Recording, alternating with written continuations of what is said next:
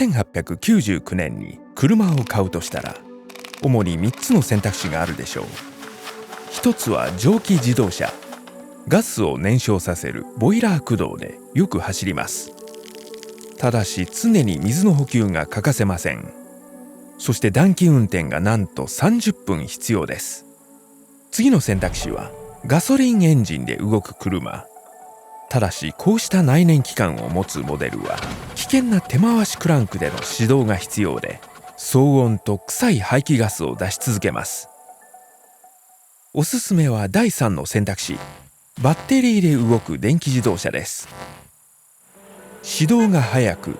クリーンで静かな走り、電気のある場所に住んでいれば一晩で簡単に充電ができます。わかりやすい選択のように見えませんか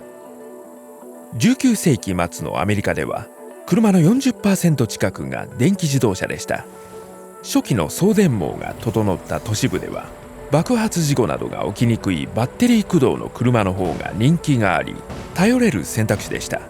でも電気自動車には一つ問題が。バッテリーです。高価で低効率な初期のバッテリー、トーマス・エジソンなど多くの発明家がより高効率なバッテリーを作ろうとしました。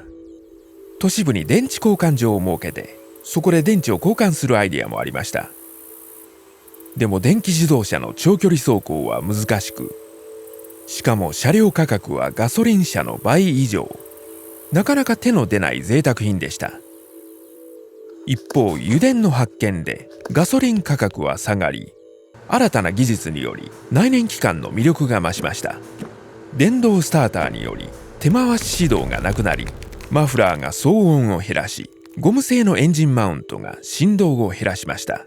1908年、フォード社はモデル T を発売。安くて高品質なガソリン車は人々の心を捉えました。1915年までに電気自動車のシェアは急降下しました。その後55年間、路上を支配したのは内燃機関でした。一部の特殊車両を除いて電気自動車は見かけなくなりました。しかし1970年代に流れが変わります。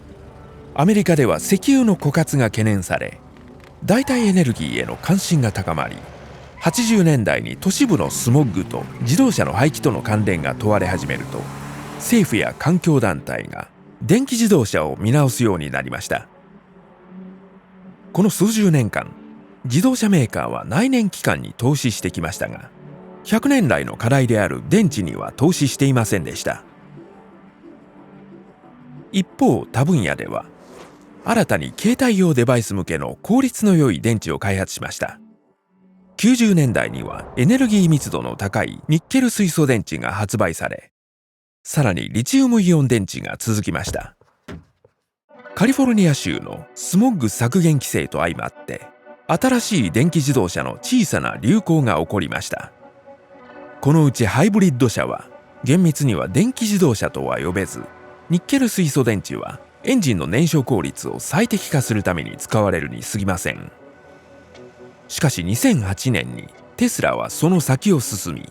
リチウムイオン電池搭載車ロードスターを発表し、業界の注目を集めました。この電気自動車は1回の充電で320キロ以上を走行可能。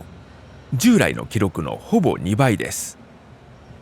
それ以来電気自動車はコスト、性能、効率、入手のしやすさで猛進しました。ガソリンエンジンのスポーツカーより加速性能に優れ、